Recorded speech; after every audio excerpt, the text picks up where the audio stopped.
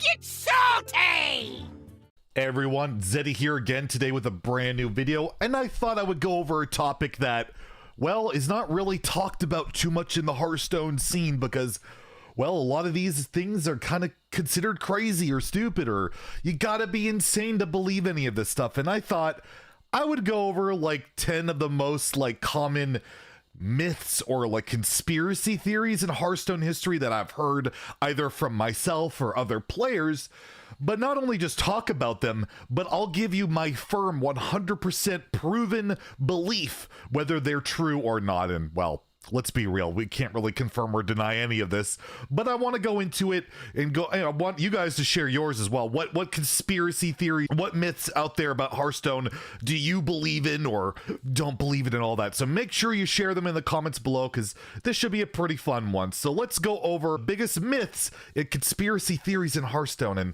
first, we'll start off with a pretty simple one. This is pretty simple. It's out there, and that whenever you summon Animal Companion, it's always Huffer. It's never Misha. It's never Leok. It's literally always Huffer. And this one, I've got to throw it out there. I got to deny this one. How do I know this one? Well, there's a classic achievement of summoning 4 Huffers in a row. 4 in a row. And I've yet to complete this, and if it was literally always Huffer, then this shouldn't be a problem, but no, it just always feels that way. It's one of those things where they summon Huffer in that spot where you really don't want them to. You remember it. You don't really remember the Leok or the Misha. They're not quite as relevant, but Huffer, he can outright kill you, and that's just one of the ones that just always sticks out, and, well, it does really always feel like it's always Huffer, but trust me, it's not. Otherwise, this achievement would be super easy to complete. We have this crazy conspiracy theory that Hearthstone is a pay-to-win video game. Why would anyone ever believe that? It's free to play. Anybody can play it. It's certainly not pay-to-win. Hashtag ad. Just kidding. This one, I put this as a myth, basically, because Hearthstone really isn't pay to win for the most part. I mean, to get a good competitive deck, I guess you got to pay a little bit, or, you know, grind away. Really, Hearthstone is more like pay to compete, pay to play, and then you hope you get lucky and win. Like, even if you have every card like I do, you still lose most of your games, like almost half of them, if you're a good player. And yeah, that's not really that pay to win for me. I mean, there's some card games or there's some like mobile games out there that you legit could just buy your way to victory. Just buy all the best units, buy all the best resources, and yeah, you're gonna win. In Hearthstone, no, you spend a lot of money and you don't even win for spending all that money. You just get mad at getting unlucky.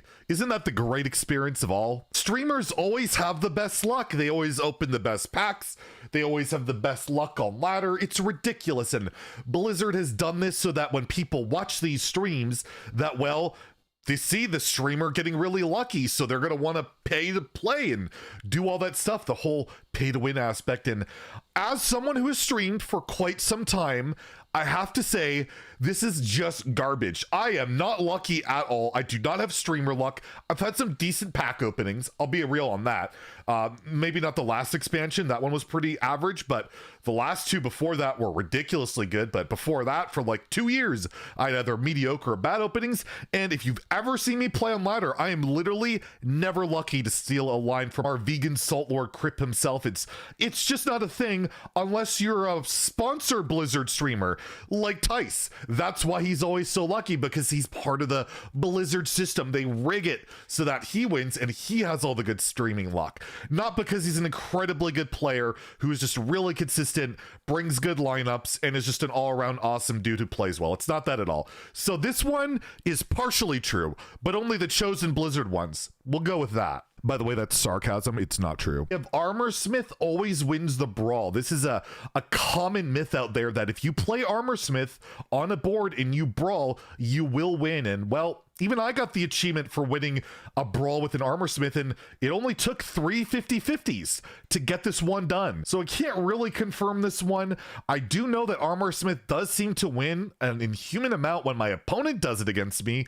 But again, it's one of these things that you remember your opponent winning the brawl with their Armorsmith, and that sticks with you. You don't really remember the brawl that you just, you know, it goes to be expected. But that Armorsmith, it's a common play, especially like back in classic Hearthstone.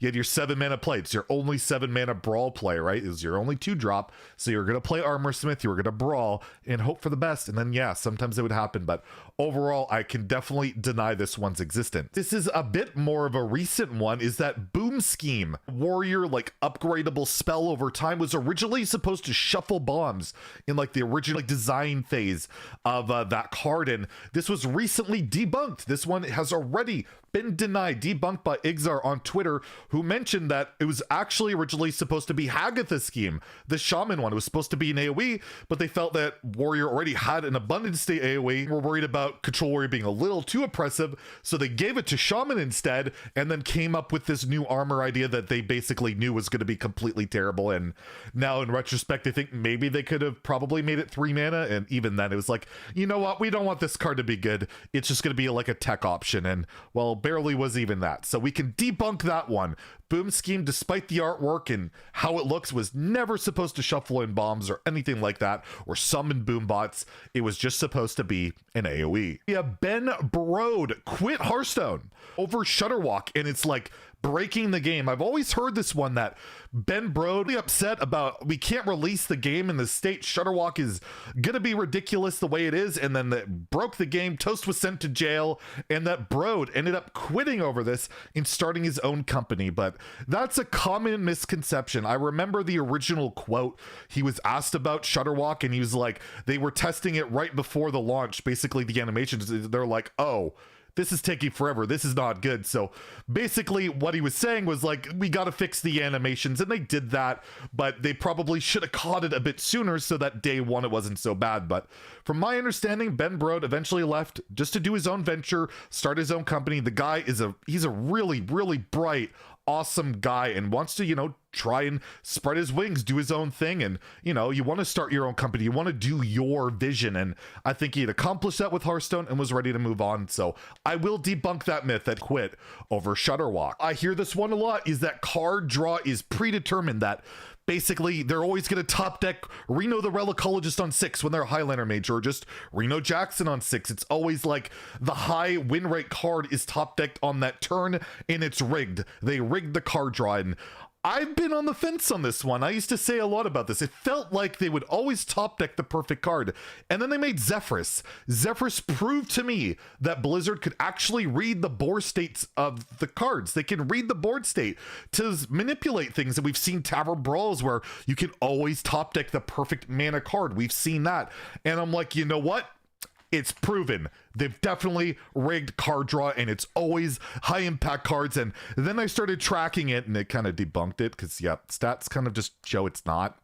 But, you know, it was kind of a fun theory, and I hear a lot of people always say, like, of course they top deck the perfect card. But again, it's that whole remembering the bad rolls where your opponent top decks that perfect card and kind of forgetting about the time that they didn't and you won. So that one, it could be true. You never know. They might manipulate that. It's possible. Zephrys to me has proved it, but for now, I gotta say that this one just isn't true. And before we get to number 1, I wanted to throw a couple honorable mentions out there.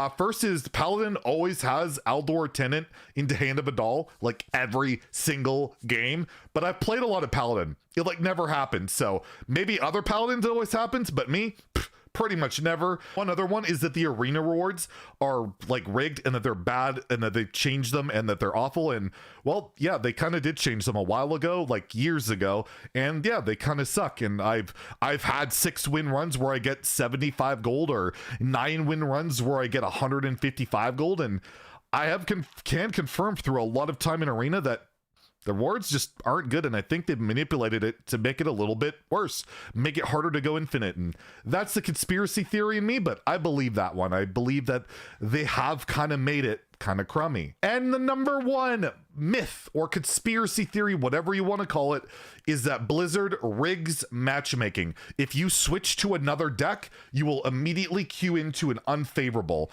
If you put in a tech card like an Eater of Secrets, you're not going to see Secret Mage for the rest of the day. This is like one of the most common conspiracy theories out there, and I'm going to say it. I believe it. This is one of them. I believe. I know they track win rates. I know they track archetypes. This has all been talked about in like AMAs and all this. And the amount of times I have switched from one deck to another, my queue time is irregular, and then I'll queue into a matchup I haven't seen in forever, happens way too often. And I know a lot of other pro players or people that have played Hearthstone a lot that genuinely think that matchmaking is rigged. Not to like that you always will get a bad matchup when you switch decks or change things up, but I think they do a little bit of monitoring. Stone Tips with Chris, I believe his name is. He did a video covering this with like Activision having a patent where they match up certain players based on different things. It's literally a patent. I'll link his video if you want to check it out. And there might be some credence to this whole conspiracy theory that matchmaking is rigged. So you know what? I'm just going to say it. Matchmaking is rigged. And the next time you queue up a bad matchup, blame Blizzard. And, listen to the crazy guy over here that has a giant beard, has a cat, listens to K-pop, and genuinely is kind of insane. Anyways, let me know in the comments below what you guys think, what your conspiracy theory, what your myths are. And if you enjoyed the video, please like and subscribe. Have a great day and stay salty, my friends.